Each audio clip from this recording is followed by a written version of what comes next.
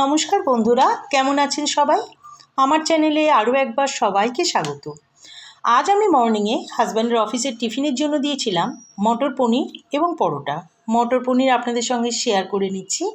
এর জন্য পনির আর কড়াইশুঁটি তো অবশ্যই লাগছে, সঙ্গে লাগছে কিছু গুঁড়ো মশলা, পেঁয়াজ, টমেটো, কাঁচা লঙ্কা, দই, কসুরি মেথি, বাটার এটসেট্রা। তো প্রথমে একটা মিক্সার গ্রাইন্ডারে আমি কিছু পেঁয়াজ কুচি, টমেটো কুচি, কয়েক টুকরো আদা ও একটি কাঁচা লঙ্কা খুব ভালো করে পেস্ট করে নিলাম। এরপরে ফ্রাইং প্যানে অল্প একটু সাদা তেল দিয়ে পনিরের টুকরোগুলি ভালো করে ভেজে নিলাম। আমি পনিরের টুকরোগুলি নুন ও একটু হলুদ দিয়ে ভেজেছিলাম।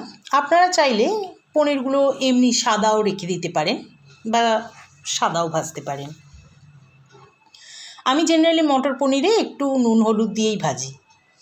এরপরে পনিরগুলো ভাজা হয়ে গেলে তাতে কড়াইশুঁটিগুলো ভেজে নিলাম, অল্প একটু ভেজে নিলাম।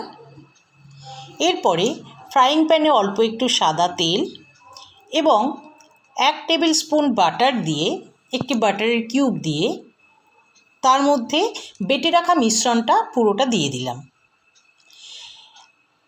এবার এই মিশ্রণটা খুব ভালো করে নেড়ে চেড়ে অল্প একটু মশলা ধোয়া জল দিয়ে, যাতে মিশ্রণটা ধরে না যায় বা পুড়ে না যায়, অল্প একটু জল দিয়ে নেড়ে চেড়ে এর মধ্যে কিছু গুঁড়ো মশলা 1 বাই 1 দিলাম। যেমন 1 চামচ নুন, 1 ছোটো চামচ হলুদ, 1 ছোটো চামচ লঙ্কা গুঁড়ো, 1 ছোটো চামচ জিরে গুঁড়ো এবং খুব সামান্য একটু চিনি। এই সমগ্র উপকরণগুলি আরও একটু জল দিয়ে খুব ভালো করে মিশিয়ে নিলাম। এরপরে মশলাটা খুব ভালোভাবে নাড়াচাড়া করে আমি তাতে ফ্যাটানো দই দিয়ে দিলাম, টক দই দিয়ে দিলাম। এইবার এই মিশ্রণটা, টক দইটা খুব ভালোভাবে মশলার সাথে মিশে গেলে আমি ঢাকা দিয়ে 3 মিনিটের জন্য মশলাটা কষতে দিলাম। 3 মিনিট পরে ঢাকা খুলে মশলা থেকে দেখুন কীরকম তেল বেরিয়েছে, তার মানে মশলাটা আমার পুরো কষা হয়ে গেছে।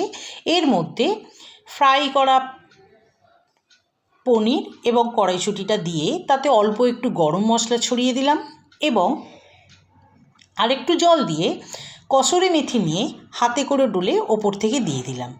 এরপরে আরও 1 চামচ বাটার দিয়ে ভালো করে নাড়িয়ে আবার 2 মিনিটের জন্য চাপা দিয়ে দিলাম।